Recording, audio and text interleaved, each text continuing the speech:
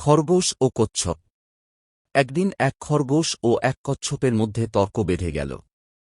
খরগোশ বলল, আমি এত তাড়াতাড়ি দৌড়াই, তুমি তো আমার ধারে কাছে আসতেও পারবে না।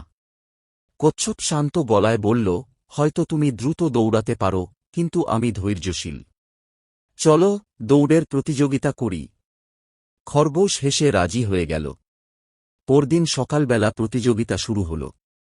খরগোশ অনেক দ্রুত দৌড়ে গেল। পথের মাঝে সে এক গাছের নিচে বসে ভাবল, কচ্ছপ তো অনেক পিছনে, একটু বিশ্রাম নিই, এই বলে সে ঘুমিয়ে পড়ল। অন্যদিকে কচ্ছপ ধীরে ধীরে এগিয়ে চলল, কিন্তু সে থামল না। সে একটানা হেঁটে চলল। কিছুক্ষণ পর সে ঘুমন্ত খরগোশকে পার করে গেল। খরগোশ যখন জেগে উঠল, তখন অনেক দেরি হয়ে গেছে। সে দ্রুত দৌড়ে গিয়ে দেখল, কচ্ছপ ইতিমধ্যে গন্তব্যে পৌঁছে গেছে এবং প্রতিযোগিতা জিতে নিয়েছে। নীতিকথা: ধৈর্য ও স্থির প্রচেষ্টা শেষ পর্যন্ত সফলতা এনে দেয়।